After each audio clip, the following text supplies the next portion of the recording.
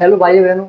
आज लाए हैं आपके लिए हम श्वसन तंत्र। एक टॉपिक है जो आप चाहे कोई सी भी क्लास में हो, 11th 12th या 10th या 9th में ही क्यों ना हो, अगर आपको श्वसन तंत्र की पूरी डिटेल चाहिए तो वीडियो के अंत तक बने रहिएगा। आज श्वसन तंत्र आपको इस वीडियो में कंप्लीट करा देंगे। पहले समझाएंगे आपको, उसके बाद थ्योरी आपको लिखनी है तो आपको नोट पर बैठा देंगे या नोट आप इसी वीडियो के साथ बना लीजिएगा। चलो स्टार्ट करते हैं वीडियो।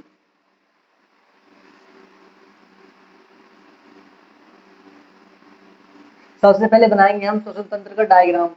डायग्राम के माध्यम से सबसे पहले हम आपको इसे समझाएंगे कि श्वसन तंत्र में कौन कौन से अंग होते हैं, इनका कार्य क्या होता है, उसके बारे में बताएंगे आपको।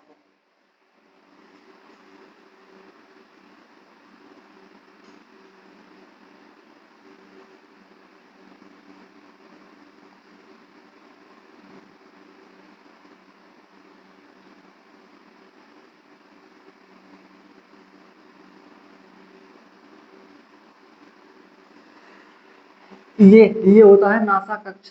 आपको बता दें पहले, ये नासा कक्ष उस लिख देंगे बात को। ये होता है ग्रसनी, और ग्रसनी के बाद यहाँ तक श्वासनाल होती है। इसके बाद ये उसके बाद डिवाइड हो जाता है 2 पार्ट में। ये हो गए आपके फेफड़े।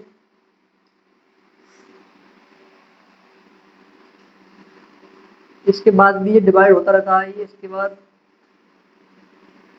इस टाइप से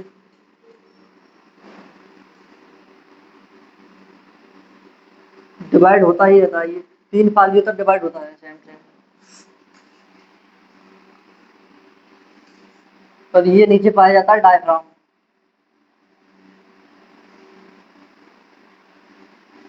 ये श्वसन में महत्वपूर्ण भूमिका निभाता है डायफ्राम। ये संकुचन के माध्यम से आपको एस्पायरेशन एक्सपायरेशन दोनों में महत्वपूर्ण भूमिका निभाता है। अब लिख पाते हैं आपको इसमें कौन कौन से ऑर्गन होते हैं, उसकी भूमिका क्या है और नाम क्या है उनके। तो ये होता है नासा कक्ष अपना। नासा कक्ष मतलब वायु अंदर लेते हैं तो नासा कक्ष में होती है, उसके बाद जाती है ये ग्रसनी में। ग्रसनी ऊपरी साइड मान लो, ग्रसनी यहाँ तक होती है ग्रसनी।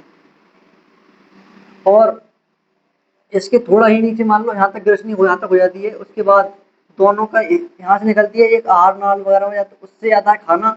और ये साइड का है तो इससे वायु आती है। तो यहाँ वायु आती है श्वास नली नीचे की ओर, उससे नीचे की ओर श्वास नली। और ग्रसनी होता है ये भोजन और वायु का एक कॉमन रास्ता होता है। मतलब इससे भोजन और वायु दोनों एक साथ गुजरते हैं। तो यहाँ पर इससे डिसाइड करना होता है, भोजन को भेजता है ये आहार नाल में और वायु को भेजता है श्वास नाल में। इसमें ये हो गया आपका हमारा दायां फेफड़ा। दायां फेफड़ा या राइट लंग, या राइट लंग।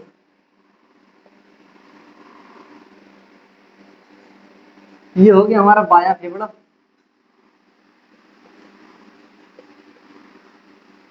बायां फेफड़ा लेफ्ट लंग,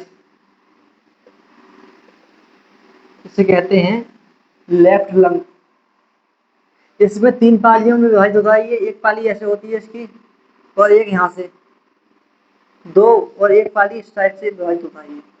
तो मतलब ये दायां फेफड़ा या फेफड़ा होता है, ये 3 पालियों में विभाजित होता है। और ये वाला फेफड़ा होता है 2 पालियों में विभाजित इस साइड से। ये दायां फेफड़ा बाएं फेफड़ा की तुलना में थोड़ा बड़ा भी होता है ये।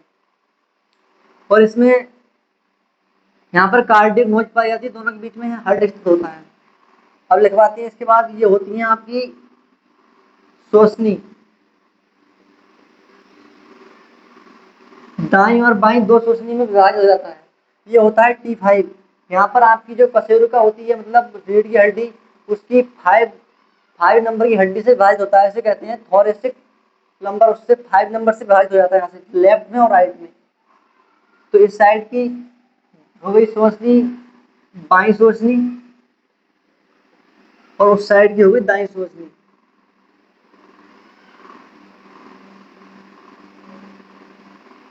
दाईं श्वसनी। इन दोनों के माध्यम से वायु अंदर जाती है और अंदर जाने के बाद ये इस पार्ट में विभाजित हुआ है, इसे कहते हैं प्राथमिक श्वसनी।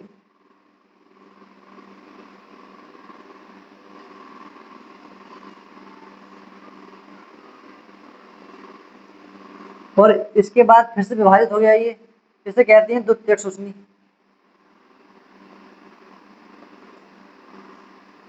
द्वितीयक श्वसनी। और ये इस टाइप से 3 बार विभाजित होता है। इससे लास्ट वाला होता है, ये इसे कहते हैं हम तृतीयक श्वसनी।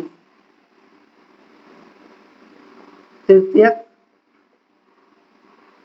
श्वसनी। और इसके बाद इसमें श्वसनी का विभाजित हो जाता है। श्वसनिका के बाद इसमें बनती है आखिरी, ये इंपॉर्टेंट होता है, इसे कहते हैं हम, इस साइड ले देता हूं उसे, कूपिका। इसमें बना देते हैं कूपिका को हम, देखो यहाँ पे हो गया ये होती है, ये कूपिका होती है आपकी ये भी। तो कूपिका एक ऐसी संरचना है जो फेफड़ों में इसकी संख्या होती है 300 मिलियन। 300 मिलियन। और इसे कहते हैं फेफड़ों की इकाई भी कहते हैं, फेफड़ों की संरचनात्मक व क्रियात्मक इकाई। ये इसका महत्वपूर्ण कार्य होता है ये विनियमन भाग में। तो इस श्वसन तंत्र में ये मुख्य पार्ट हो गए आपके, जो हमने लिखवा दिए हैं। और इसका मुख्य पार्ट है ये होता है डायाफ्राम। फेफड़े, ये आपको बात पता होनी चाहिए, फेफड़े ये मांसल नहीं होते, मतलब ये मांस या मीट से मिलकर नहीं बने होते। आपका होता है, ये होते हैं स्पंजी होते हैं। आप दबाएंगे इसे तो ये रबड़ की तरह दबेंगे, ये मांसल नहीं होते हैं, मतलब ये बात याद रखनी है आपको। और इसकी संरचनात्मक व क्रियात्मक कूपिका होती है, ये मेन इंपोर्टेंट बात है, इससे पता होना चाहिए आपको। तो श्वसन तंत्र सबसे पहले, अब इसका क्रिया विधि समझाते हैं, मतलब वायु अंदर आएगी कैसे कैसे कौन से ऑर्गन में जाएगी। तो सबसे पहले वायु अंदर आएगी नासा कक्ष में, आपके नासा द्वार द्वारा नासा कक्ष में आएगी। और नासा कक्ष के बाद जाएगी ये गिरसनी में। और गिरसनी के बाद एक और पता से कहते हैं कंठ, ये ध्वनि यंत्र, उसे पता होना चाहिए आपको, इतना जरूरी नहीं है वो। उसके बाद जाएगी कंठ के बाद श्वास नली में, ये साइड होती है आपकी श्वास नली। और श्वास नली कशेरुकी की नंबर 5 के बाद, नंबर कशेरुकी की 5वीं होती है। उसके बाद 2 भाग में डिवाइड हो जाती है, एक दाईं श्वसनी, एक बाईं श्वसनी। और ये विभाजित होने के बाद ये बनाती है एक, यहाँ पर फिर विभाजित होती है, इसे कहते हैं प्राथमिक श्वसनी, फिर द्वितीयक श्वसनी और तृतीयक श्वसनी। इसके 3 बार डिवाइड होने के बाद होती है। उसके बाद श्वसनी काम विभाजित हो जाती है। फिर ये बनाती है कूपिका, जो मेन इंपोर्टेंट पार्ट होता है लंग का, फेफड़े का, मतलब जो इसकी फेफड़े की संरचनात्मक व क्रियात्मक इकाई होती है। तो आपको हमने डायग्राम के माध्यम से श्वसन तंत्र के सभी इंपोर्टेंट पार्ट लिखवा दिए गए हैं, जिसमें सभी एक भी छोटा हुआ नहीं है। आप 11th के बच्चे हों, 9th के हों, चाहे 10th के हों, चाहे आप नीट तैयारी कर रहे हों, तो आपके लिए ये इनफ है सभी, मतलब ऑर्गन जो आपका रेस्पिरेटरी सिस्टम होता है, इसके सभी ऑर्गन लिखा दिए गए हैं। इसकी थ्योरी आपको वीडियो के साथ ही बनानी है, या हम आपको नोट प्रोवाइड करा देंगे इसके। फिर मिलेंगे नेक्स्ट वीडियो में नेक्स्ट टॉपिक के साथ, जब तक के लिए बाय।